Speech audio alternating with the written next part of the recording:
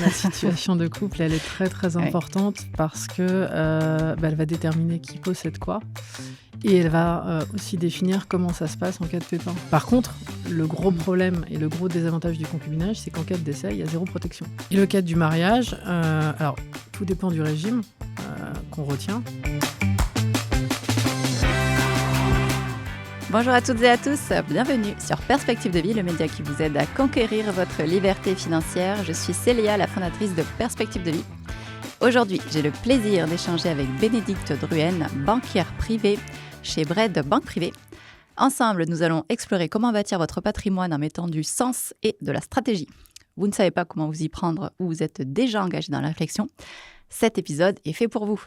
Avant de plonger dans le sujet, un mot important. Merci à Bred Banque Privée qui rend cette série possible et accessible gratuitement à toutes celles et ceux qui veulent reprendre le pouvoir sur leur avenir financier. Et si ce contenu vous est utile, abonnez-vous. Vous serez informé des prochains épisodes de nos séries publiées chaque dimanche à 10h et mercredi à 17h. Et rejoignez notre cercle privé de femmes. Le lien est en description. Place à l'épisode du jour. Comment bien organiser sa vie financière à deux? Donc Bénédicte, nous avons vu dans l'épisode précédent, primordial de faire son bilan patrimonial et faire le bilan patrimonial en tenant compte de ma situation familiale et notamment ma situation de couple. Est-ce que je suis en concubinage, pacsée, mariée? Et donc, première question que j'ai à te poser, est-ce que ma situation de couple a un impact sur mes investissements et mon patrimoine? Oh que oui, la situation de couple, elle est très très importante parce que elle va déterminer qui possède quoi et elle va aussi définir comment ça se passe en cas de pépin. Alors le pépin, c'est quoi? Ça va être la séparation, ça va être le décès, mais l'impact va pas du tout être le même si je suis en concubinage, si je suis pacsée ou si je suis mariée et sous quel régime je suis mariée. Donc effectivement, c'est fondamental de bien comprendre quelle est l'organisation de la situation du couple. Qu'est-ce qui change alors vraiment si je suis en concubinage, pacs et mariée sous tel régime? Alors, on va essayer de l'expliquer en étant précis, mais pas trop technique. Pour faire simple, le concubinage, c'est la liberté absolue. On vit ensemble, mais il n'y a aucune obligation entre nous, aucune obligation légale. Donc, en gros, chacun ses biens, chacun ses dettes. En cas de séparation, on reprend effectivement ce qu'on avait. Si on a des choses en indivision, faut se mettre d'accord pour se les répartir ou se les racheter. Par contre, le gros problème et le gros désavantage du concubinage, c'est qu'en cas de décès, il y a zéro protection. On est comme un inconnu. Donc, en termes de droits de succession, c'est plein pot. Faut savoir, pour rappel, que les droits de succession, c'est le même principe que l'impôt sur le revenu. Plus mon patrimoine est important, plus je monte dans le taux. Et là, en concubinage, vu qu'il n'y a aucune protection avec le conjoint qui est considéré comme un inconnu, ça va me coûter effectivement excessivement cher. Et surtout, rien n'est prévu pour me protéger. Donc ça, c'est le concubinage. Et oui, si j'ai un bien immobilier avec mon compagnon, ma compagne, comment est-ce que ça se passe? Au moment où, si malheur il lui arrive, au moment où il décède, je me retrouve finalement, si on était par exemple à 50-50, à devoir payer des droits plein pot sur les 50% qui restent, alors même que je suis chez moi. Alors que ça pourrait être évité sous un autre... Ne serait-ce qu'avec un Pacs. Oui. Donc effectivement, on va le définir. Donc voilà, le concubinage, c'est vraiment... on vit à côté, mais finalement, on ne s'est pas vraiment engagé, quoi. Donc, c'est pas si sécurisé que ça. Non. Encore une fois, tout dépend des objectifs qu'on a. Oui. Oui, ou alors, si je fais un testament, il y a des manières aussi de contourner, mais... Oui, mais là aussi, le testament, il va quand même regarder le lien qu'on a. Il va permettre d'organiser les choses juridiquement, mais d'un point de vue fiscal, ça ne va pas du tout être optimal. Ouais. Si vraiment des une logique de protection, je m'orienterai vers le Pacs. Parce que le Pacs, par définition... Donc, par défaut, c'est une séparation de biens. Je vais avoir les mêmes principes, c'est-à-dire chacun son patrimoine. Les dettes, c'est chacun ses dettes. Alors après, là aussi, si j'achète en commun, je vais avoir des dettes en indivision. Par contre, et c'est la grande différence et c'est le grand avantage du Pacs, c'est qu'en termes de protection, je suis un conjoint. Donc, je suis totalement exonéré de droits de succession et je suis protégé. Je suis finalement considéré comme si on était marié. Ok. Donc, en termes de formalité, c'est quand même moins lourd qu'un mariage, mais ça permet d'assurer cette protection en cas de décès. Donc, je pense que c'est à minima ce qu'il faudrait prévoir quand on a effectivement un projet de vie commune, je pense. Et après, dans le cadre du mariage? Et le cadre du mariage, alors, tout dépend du régime qu'on retient. si on fait rien, au moment où on se marie, si on fait pas de contrat, comme on dit, on est marié sous ce qu'on appelle le régime de la communauté légale. Oui. Et en gros, il y a 2 types de régimes. Il y en a plusieurs, mais pour faire très simple, il y a les régimes communautaires et les régimes séparatistes. Je vais commencer par les régimes séparatistes, on en a parlé. Donc, c'est chacun ses dettes, chacun ses actifs, et tout ce qui est en commun, c'est considéré comme de l'indivision. Par contre, le conjoint, en cas de décès, est totalement protégé et totalement exonéré. Ça, on a tendance à l'oublier. En tant que conjoint, je ne paye rien. A contrario, les régimes communautaires, en fait, m'appartient tout ce que j'avais avant de me marier ou tout ce que je vais recevoir par donation ou succession, au moment où mes parents vont décéder ou dans les donations, ça reste propre. Et tout le reste, effectivement, tout ce que j'acquiers pendant le mariage est commun. Donc, j'ai cette bulle communautaire. Et de la même façon, en cas de décès, je suis protégée comme un conjoint, donc totalement exonérée de droits. Donc, j'ai un bon niveau de protection. Donc, l'impact est surtout fiscal. Alors, fiscal et patrimonial, parce que la liquidation ne va pas être la même. Quand tu es en concubinage, il n'y a pas de règle, en fait. Donc, tu as intérêt, effectivement, à bien retrouver les factures, d'être capable de justifier qui a payé, qui a fait quoi. Parfois, tu as des sujets de valeur aussi. Comment je valorise finalement mes actifs a posteriori. Alors, sur l'immobilier, c'est un peu plus simple, mais une voiture ou même des biens meubles, ça peut être un peu plus compliqué. Donc non, c'est pas que fiscal, c'est aussi juridique. La protection, elle est importante, et de se dire, voilà, je me projette et comment ça va se passer en cas de coup dur. Quand on se met en couple, au début, tout est rose, tout est magnifique, on n'a pas envie de parler de ça. Alors qu'effectivement, c'est fondamental parce que le jour où ça tourne mal, on peut se mordre les doigts de se dire, bah tiens, j'avais pas bien compris finalement quels étaient les impacts du régime ou de la solution que j'ai retenue. Et c'est finalement pas en cohérence avec ce que j'avais envie. Exactement, ce dont j'avais envie. Ouais. Oui. Typiquement, Nathalie, ce matin, elle m'a dit je suis certainement communautaire et du Tozake, mais moi, j'ai pas tellement envie que mon conjoint il ait mes biens, en fait. Parce que c'est mes biens et j'ai mis beaucoup d'argent et de temps et c'est mon investissement, donc j'ai pas forcément envie que la moitié lui revienne. Donc moi, je lui ai conseillé d'aller voir son notaire pour remettre à plat tout ça. Enfin, je lui ai conseillé mon notaire plutôt, parce que le sien, justement, lui avait dit, mais pas trop de réponse non plus par rapport à l'expression de ses envies. Et je lui ai dit, mais là, peut-être, Nathalie, il faudrait consulter un autre notaire. Pour poser des questions. Oui. Il faut savoir que exprimer ses envies et ce que je veux vraiment. Le code civil qui définit les régimes matrimoniaux, il n'est plus du tout adapté à nos situations d'aujourd'hui. Exemple type, les familles recomposées.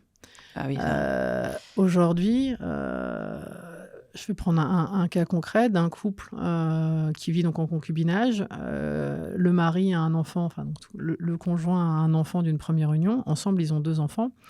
Si demain, ils se marient...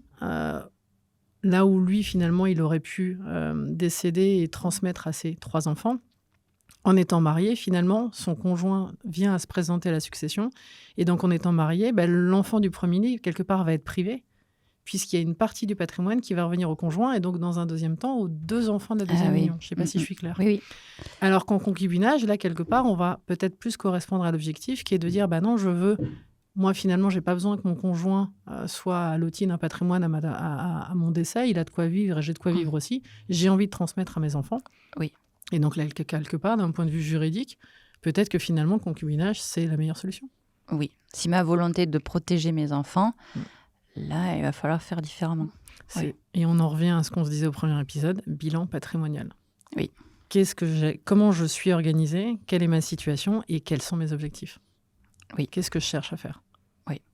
Oui, d'où le fait que tu travailles en binôme avec les ingénieurs, une ou un ingénieur patrimonial. Ouais. Très important pour mettre à plat sa situation familiale et la mettre en adéquation avec les investissements. Et puis comprendre, parce que c'est vrai qu'effectivement, tout le monde n'a pas forcément...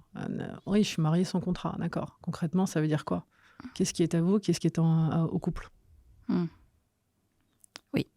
Il faut bien définir tout ça et mettre tout à plat.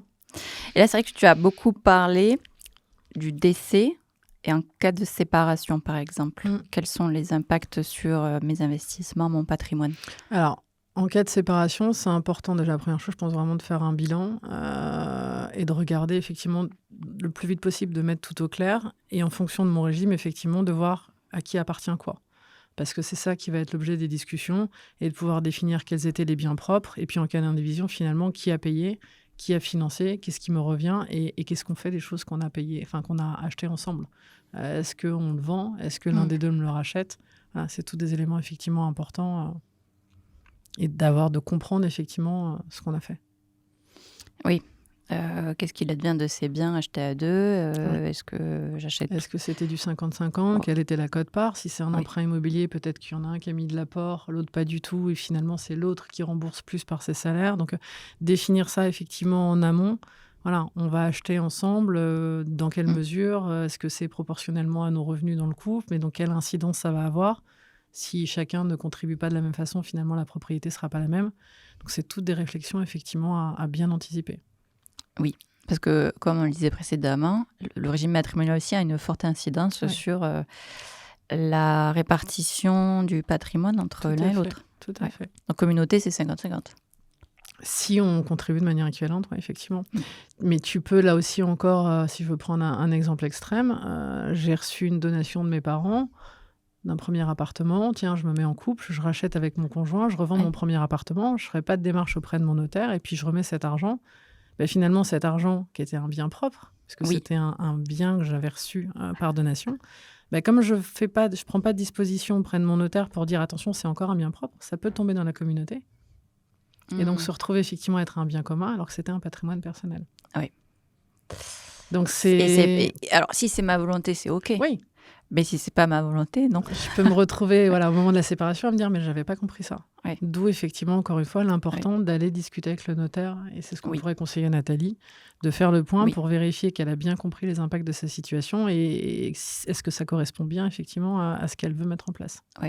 Ah mais c'est clairement ce que je vais conseiller. Et puis à vous qui nous écoutez, notaire, ça coûte pas non plus. On pense que c'est inaccessible, que c'est très onéreux. Non, si ça peut nous faire gagner après.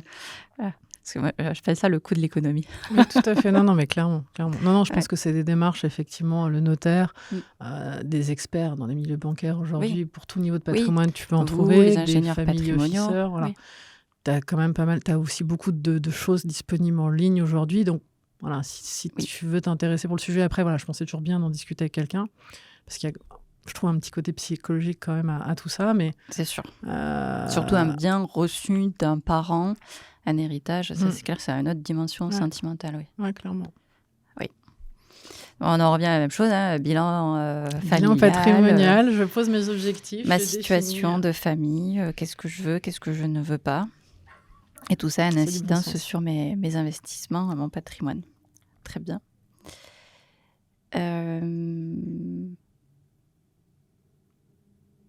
Quels conseils peux-tu donner pour éviter des confusions ou des tensions liées à la gestion bancaire dans le couple? Alors, ça, c'est comme je dis, c'est tabou.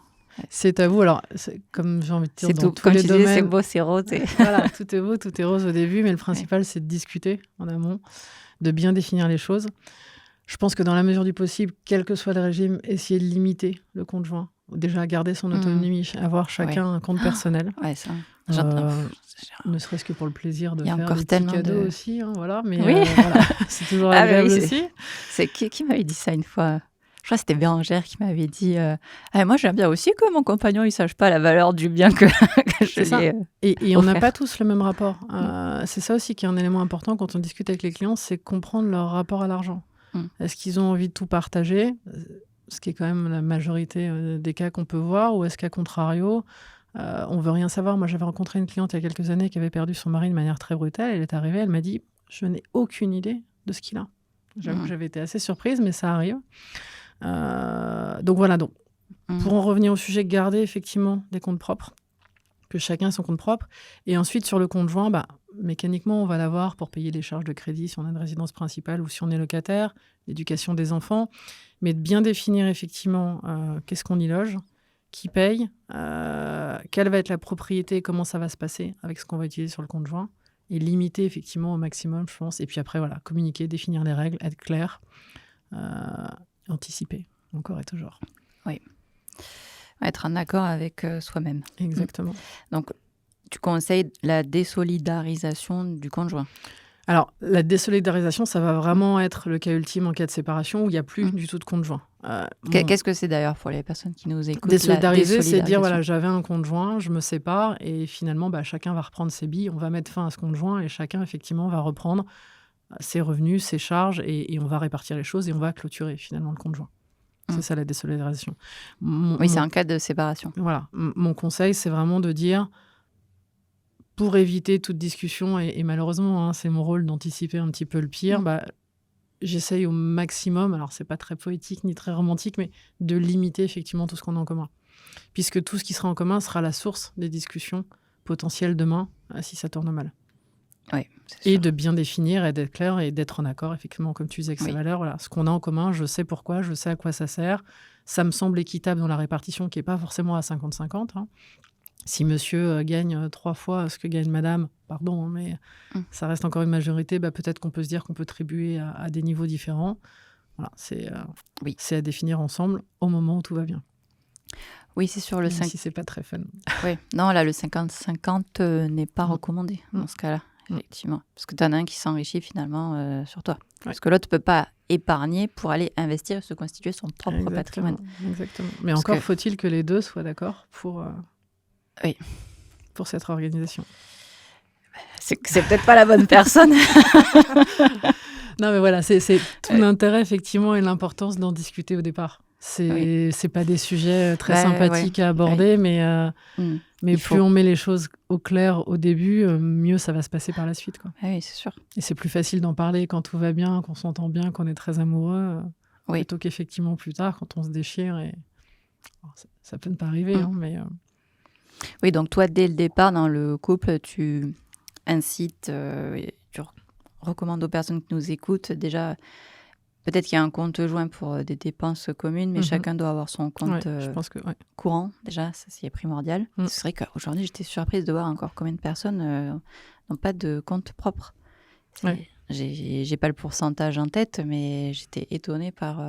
pour moi, dans ma tête, c'était impossible encore qu'il y ait une personne qui n'ait pas son propre... Si, ça existe encore, parce qu'on se dit communauté, je mets tout en commun. Donc finalement, j'ai plus de raison d'avoir ce petit compte à part. Ne serait-ce qu'effectivement pour faire une petite surprise ou un cadeau. Et tu as encore aussi, alors de moins en moins, mais pas mal de situations, peut-être un peu plus, sans vouloir faire de caricature chez les seniors, mais d'anciennes générations où madame ne travaillait pas, et donc finalement, tout est sur le compte commun monsieur, madame, et c'est monsieur qui l'alimente par son travail. Oui. C'est un exemple extrême, mais... Oui, heureusement, ça a quand même bien évolué. Depuis 1965, tout à fait. On en parlait. C'est ce qu'on disait tout à l'heure, effectivement. C'est pas si... Non. Mais bon. Moi, j'ai une conviction profonde, c'est que chacune doit se constituer son patrimoine propre. C'est très bien d'avoir un patrimoine commun, mais que chacun ait son patrimoine aussi, et surtout, madame. Non, je pense que tu as raison, effectivement, parce que le patrimoine personnel, c'est la sécurité, c'est l'indépendance, et ça permet effectivement de se protéger en cas de coup dur. Malheureusement, il y a de plus en plus de séparations, mais même sans ça, en cas de décès, pouvoir être rassuré dans ce moment de deuil, effectivement, qui est important, de se dire, voilà, je vais pouvoir continuer à vivre, je sais que j'ai un matelas, je sais que j'ai une sécurité, et voilà, et je vais pouvoir avancer, et au moins mettre ce sujet-là de côté pour pouvoir faire son deuil tranquillement, effectivement. Non, tu as vraiment raison. Oui, c'est sûr. Et quand nous creusons les chiffres, c'est bien souvent madame aussi qui subit baisse de niveau de vie, et puis moins de retraite aussi, parce que pour quelle raison? La grossesse. On a des interruptions, on accepte des évolutions de carrière moins importantes, des postes à responsabilité moins rémunérés, moins rémunérateurs, donc forcément déséquilibre.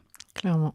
Donc pour moi, mon intime conviction, c'est qu'il faut se constituer son patrimoine, il faut aller investir pour aller justement pallier ces baisses de niveau de vie et revenir rééquilibrer le tout. Et pour moi, ça passe que par l'investissement.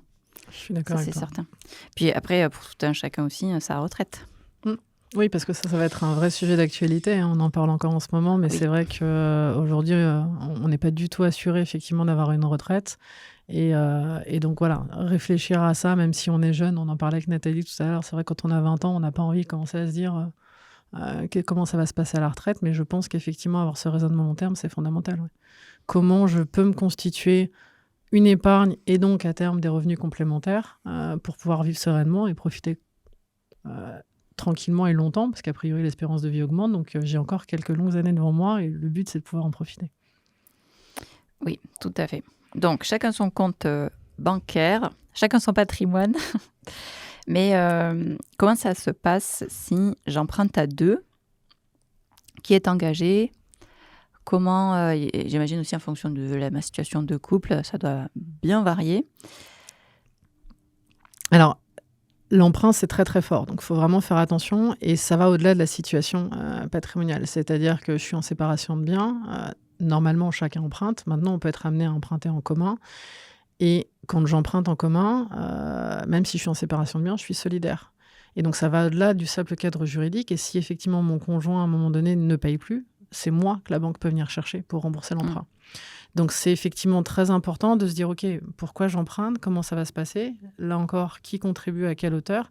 Et qui va devenir propriétaire? Parce que la manière dont je finance, effectivement, la propriété ne va pas forcément être la même. Et là, elle va se rapprocher de la situation patrimoniale.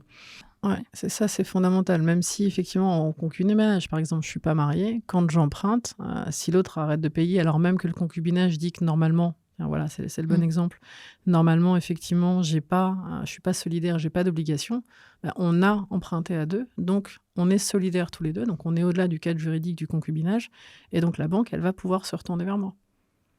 Et de la même façon, dans un régime de communauté, le conjoint, alors les banques en général pallient à ça et demandent au deuxième conjoint de signer, mais si je suis en communauté, normalement, je peux engager seule la communauté en empruntant pour nous deux, sans forcément... alors même si aujourd'hui c'est protégé, mais en théorie, je peux le faire seul.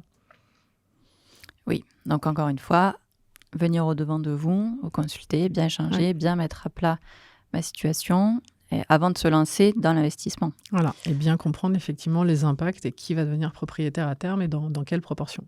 Oui. Après, même si c'est fait, il faut quand même venir a posteriori. C'est toujours mieux de réparer que de subir par la suite. Donc, vous qui nous écoutez, ne pas hésiter aussi à posteriori quand même aller consulter pour bien vérifier que ça correspond à ma volonté et les conséquences de tout ça. Et puis, et le régime matrimonial, bon, on l'a dit aussi dans la série notaire, mais on peut en changer. Oui, tout à fait. On peut changer. On en reparlera en termes de protection, mais on peut en changer et on peut l'aménager. Oui. Donc, il y a beaucoup d'outils, effectivement, on aura l'occasion d'en discuter dans un épisode prochain, mais il y a beaucoup d'outils à notre disposition, justement, pour essayer de faire correspondre une situation qui ne correspond pas ou qui a évolué. Parce que clairement, les choses changent aussi dans le temps et rien n'est figé. Au contraire, c'est une matière vivante. Oui, tout à fait.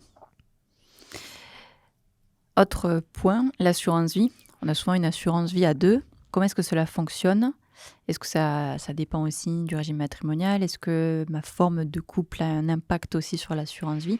Oui, c'est important aussi. Alors, on développera tout l'intérêt de l'assurance vie parce que là aussi, c'est un outil de transmission et de protection important et d'épargne aussi. Oui. Elle a beaucoup d'avantages, l'assurance vie. Mais c'est vrai que ça va avoir un impact. De manière générale, on fait un contrat. On peut faire des contrats, ce qu'on appelle en co-souscription. On est deux à souscrire, mais le plus commun quand même, c'est effectivement que chacun fait son contrat. Et là aussi, je peux faire un contrat à mon nom, mais finalement avoir engagé la masse communautaire, les biens communs, l'argent commun.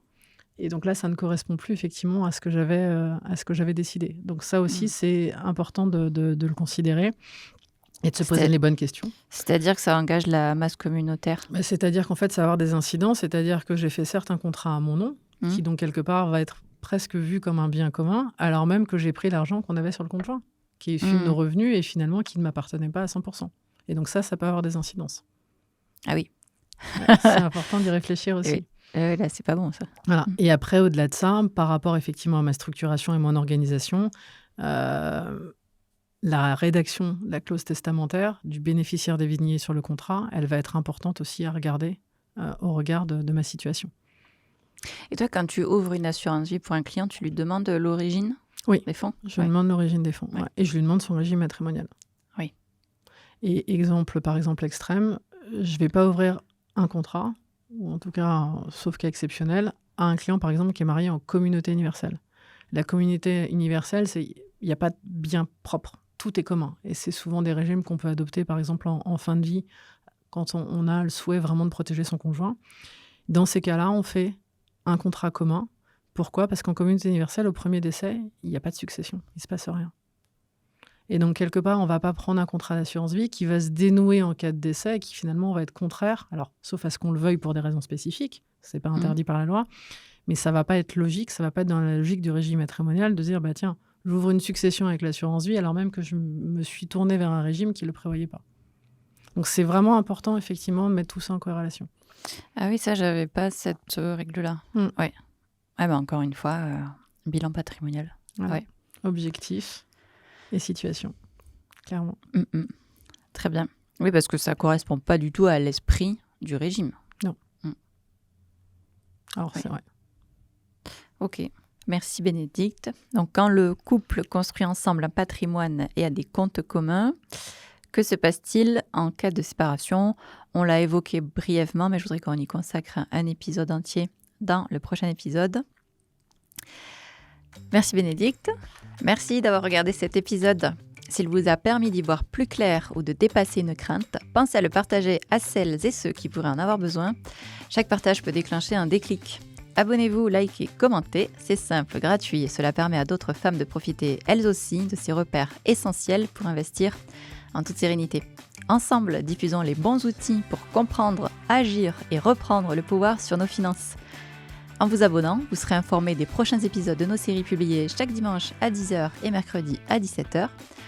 Pour poursuivre les échanges, se soutenir et partager nos expériences, rejoignez notre cercle privé de femmes, le lien est en description.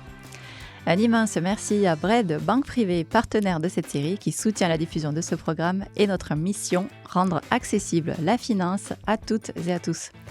À très bientôt pour un nouvel épisode de Perspective de vie.